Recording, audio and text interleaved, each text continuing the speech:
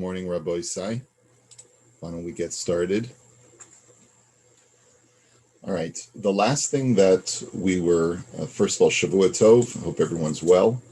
The last thing that we were learning in the laws of wildlife and taking things from Hefker, to either trapping animals or fish or agriculture, is that even if wildlife goes on private property, um, there are certain instances where you could still trap that item, trap that animal. But if it's a chotzer hamishtameres, but if it's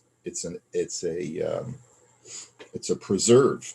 That was the word we were looking for. It's a preserve where it's fenced in, and there are animals roaming.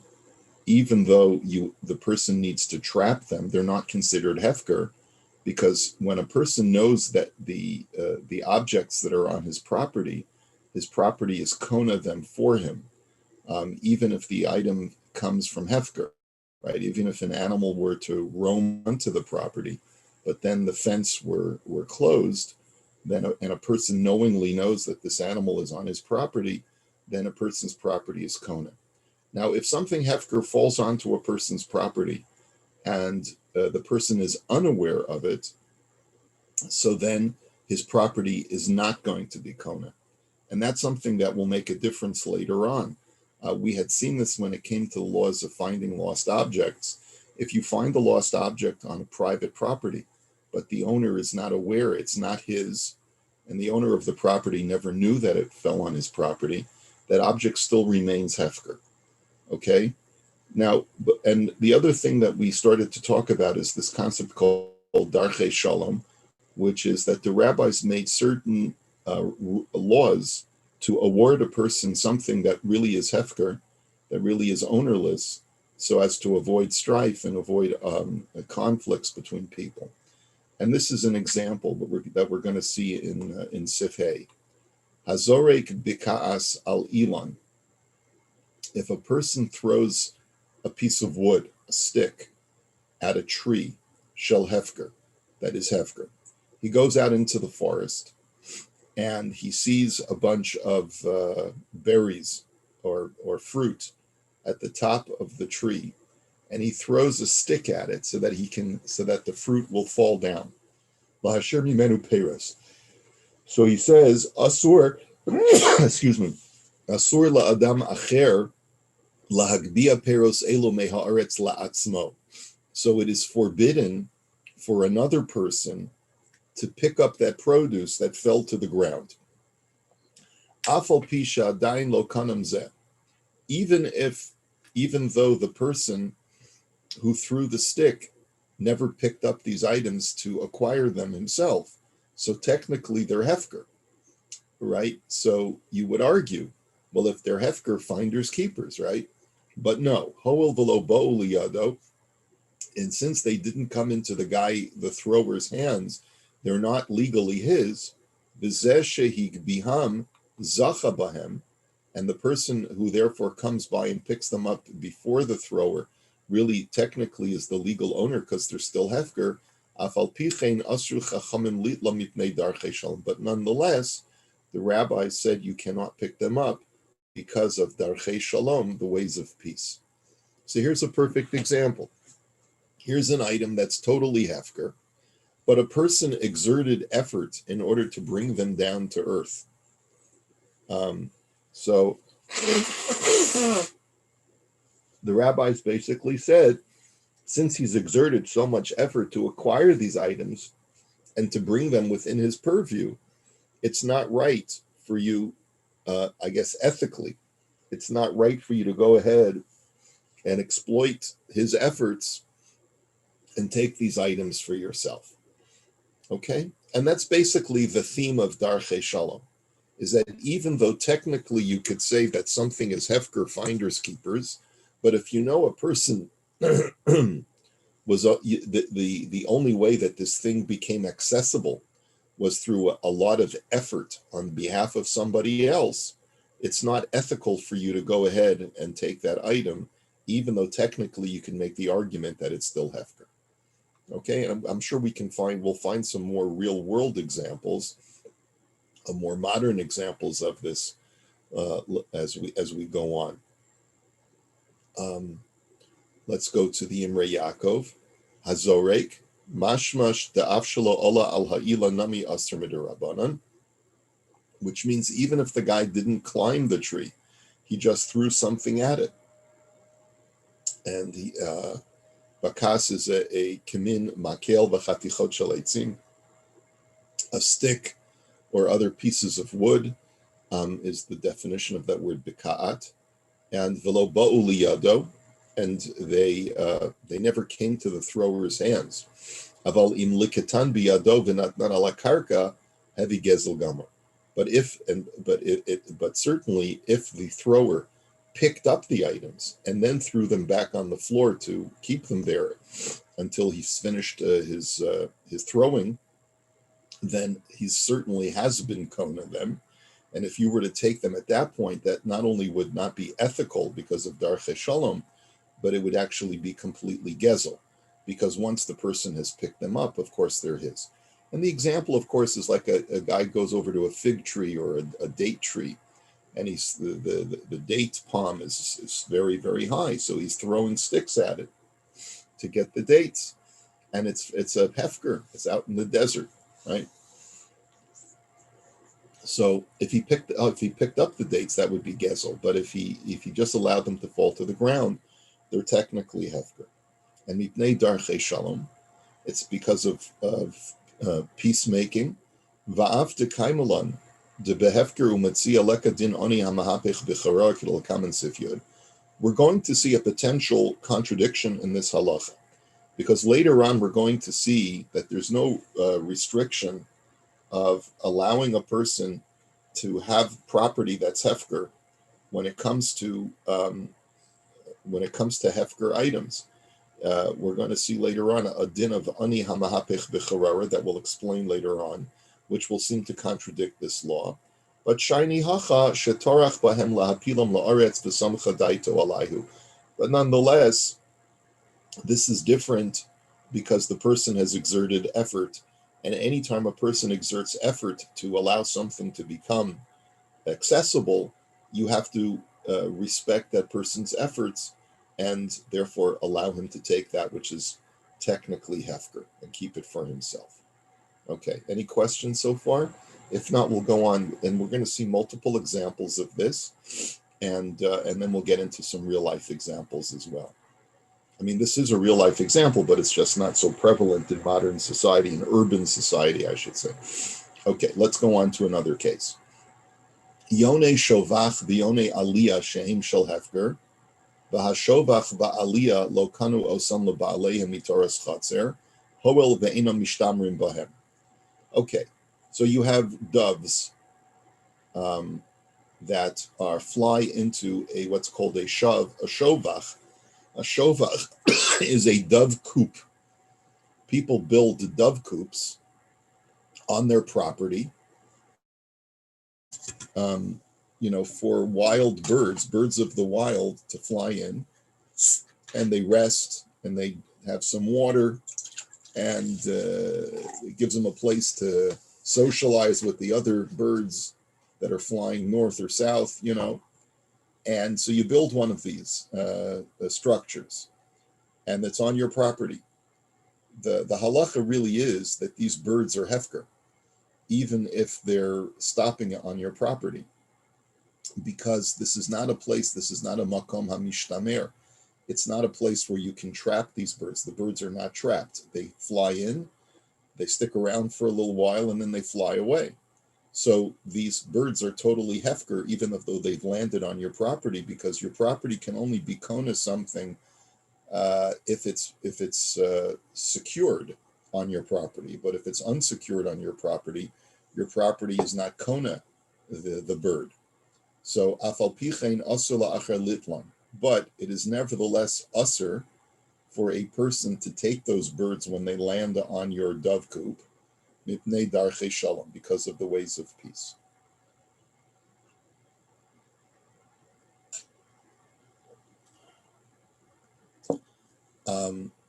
And he says, V'hu hadin l'nechil shel devorim.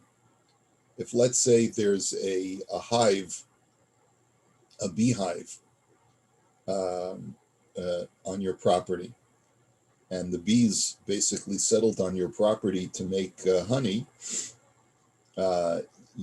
another person, even though that this was totally uncultivated, it was not done of your own accord. I mean, that's not normally how beehives are created. Normally, a person sets up a beehive. He's a beekeeper. But let's say a group of bees decided to go take a tree on your property and to create a beehive. Well, since these bees do not belong to you, technically another person could come along and harvest those bees and take them home for himself. But the rabbi said that no, it's because of darchei shalom. Even though the bees are hefker, but nonetheless, ways of peace. You have to have etiquette and ask the owner first. And in all of these cases, im ovar v'natal hareza chayiv lahachzir medivrei sofer. And the rabbis went so far as to say that even if b'di'evet, if you do take them, you have to give them back to the person who's the owner of the dove coop, or or the bees. You have to give them back. Afilu im natal katan chayiv aviv lahachzir mipnei darchei shalom. And even if a child decides to take these birds or bees, the father of the child still has to return them. You can't say, oh, it was just a child, let him have it. No. The laws of darchei shalom say that we have to preserve the peace, even if it was a child who took them. Okay, Imrei Yaakov, Yonei Shovach, Piresh Yonei Midbarios Shekananu B'Shovach. What we're talking about are wild birds, not domesticated birds, but wild birds that stop in a dove coop or some kind of birdhouse or whatever that you've set up. Bird feeder. A bird feeder? Yeah, okay. Yeah, that's what we have today. Lo kanu osam lebaleha mitoras chatzer. He says the owner has not acquired the birds because the birds fly in and they fly out. He has no control over, he hasn't done anything to acquire them. And so he points out, Dafke etzem hayonim lo kanu dein he mishtamrim sham dicholim librach misham. He says it's specifically the birds that he has not acquired because they're not protected in that area. They're not secured there. They can always fly away. And that's the reason why my property has not been kona them. But if, let's say, a bird would lay eggs in that dove coop, and then the mother flies away, zach salo chatzero, so then my property acquires the eggs. If I discover the eggs are laid in my dove coop, then the eggs technically belong to the owner. Vahavale mizuman upater mishiluach hakei, and it's now prepared for him, meaning that it's something that was placed on his property that is now protected and secured on his property because it's not something that it can fly away, these eggs. And because the mother has already departed, he doesn't have a mitzvah of shiluach hakem. So he can just take the eggs and keep them for himself. There, certainly, if a person were to take the eggs, he would be liable for gezel, liable for stealing. Okay. So that's another example of darchei shalom. Now, let's go on to Zion. He then says as follows: V'chol mitzia v'hefker, shehu b'soch daled amos shel adam, harehi shalo. Now, here's another, perhaps a more prevalent example, is that if a person walks by an object, there's a $20 bill on the sidewalk, and all of a sudden a person is within the 4 cubits of that $20 bill. He looks down and he says, hey, look, it's a $20 bill. And all of a sudden, some kid comes running up, comes over with his bicycle and says, yeah, that was yours, wasn't it? You were about to pick it up, but I got to it first. and he snatches the $20 bill and he takes it for himself. So that's illegal. And it's because Darchei Shalom says that the rabbis instituted a rule that if you're within 4 cubits of an object and you've discovered it and it's hefker, no one else has a right to take it from you. And even though it's still hefker. And Chachamim tiknu davar zeh kedei shelo yavo lidei machlokes. He says, and the rabbis made this rule, even though it's a fabrication, so that there should not be conflict. Because in echad yagbia mitzia mitzad chavero, because what would happen? A guy says, "Oh, look what I found," and before he has a chance to bend over and pick it up, some young whippersnapper comes and snatches it away. He says that's going to create conflict, it's going to create resentment and enmity, and that's what the rabbis sought to avoid. Lakach tiknu shekol hakoidem la b'dalet amos of zachaba. And therefore they made a rule that anyone who comes within 4 cubits of the object becomes the legal owner. V'shuv ein acher rashai litla. And therefore no one else has a right to take it. V'afim natla tzarech litna lazeh. And even if he does pick it up, even b'di'evet, he has to give it to the person who was in the process of bending over to pick it up. B'med dvarim amurim b'makom mufkar. But when does this apply? Says the Rav Shulchan Aruch. It applies if the place where the mitzia, the lost object, is currently resting, is in a place of hefker. Aval bistei chavero lo tiknu daled amos la'adam acher. But if it's on private property, then this rule does not apply. You can't say, well, it's within my 4 amos, it's within my immediate vicinity, and so therefore it becomes mine. Even if the person is not there, so that his real estate acquires it. In other words, even if an object falls into someone's property and is hefker, he doesn't automatically acquire it if he's not aware of it. But still, the rabbis didn't institute this rule that anyone who's in the vicinity of it becomes its owner, since it's on private property. So the owner of the property does not acquire it because it's not a secured area, but it's still mufker, it's still hefker.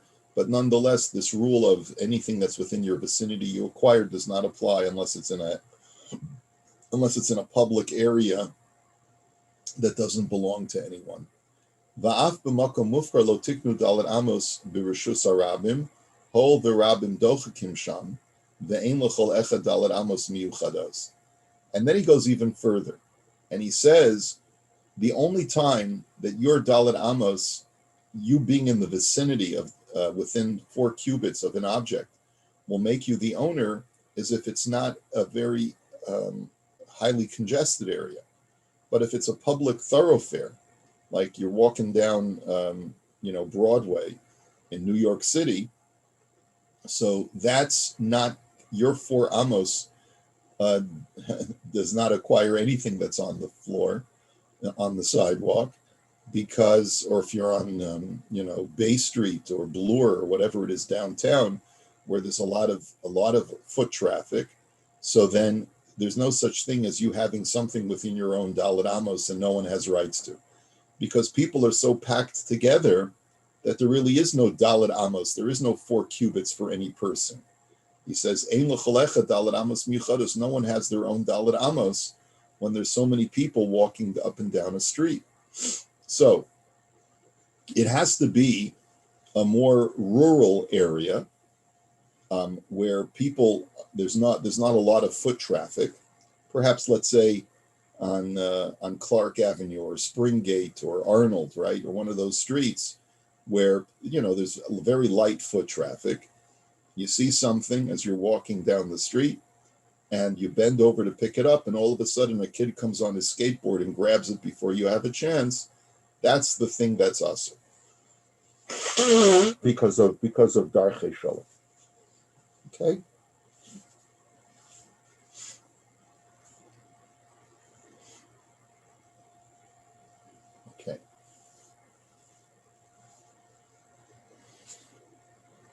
And the thing that the Imrei Yaakov says over here is that this is not only true when it comes to a mitzvah, but even if someone were to want to give something to me, so he throws an object to me, and he says, "Here, I want you to acquire this."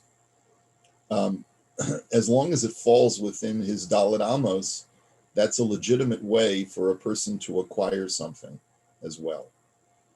And and it basically, the rabbis instituted that it's almost like they created a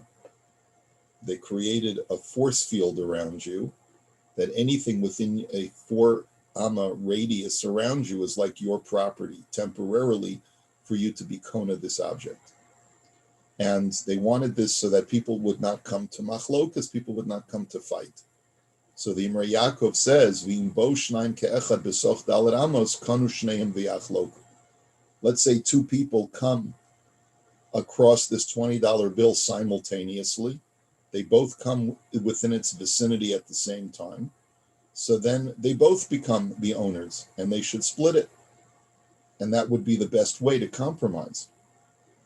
But if it's clear that one of them got there first, so then he's the one that's the legal owner of that $20 bill.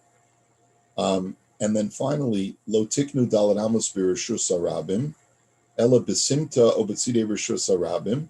The only time that a person can acquire something is if it's a lightly populated area, not a densely populated area, which is what we would call a simta, which is like a corner, he says, which is adjacent to a public thoroughfare.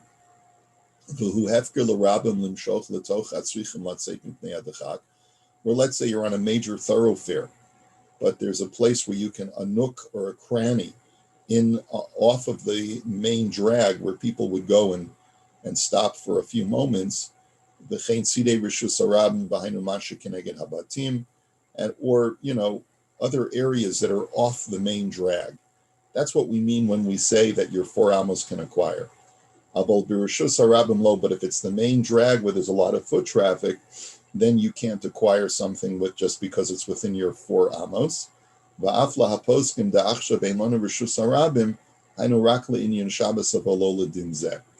even though there are some poskim say that there's technically no such thing as a Reshus Harabim today, because it's very hard to get that level of density of population in most places, that's only vis-a-vis the laws of Shabbos.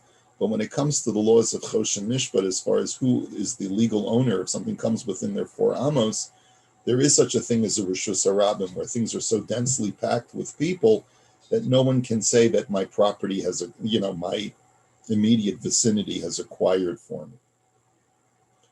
Okay, so that's the basic law, and we will come back to this law as far as this idea of your immediate 4 cubits, the radius of 4 cubits around you, can acquire something that's hefker to avoid conflict. You basically say, it's mine, I found it, even before you've even picked it up. And that way no one can come and spoil your day. And we'll see some real life examples of this as well later on. And this is where we'll hold it for today. Questions, comments before we stop? Yeah, Rabbi, if you're walking down the street with a child, a katan, or let's say there's a shota, is there certain individuals that do not have the rights for you to share it with if you find something together? Yeah, we're gonna learn about a child, a minor, tomorrow. We're gonna learn about that law tomorrow. Okay. All right. Have a great day, everybody. We'll see you tomorrow.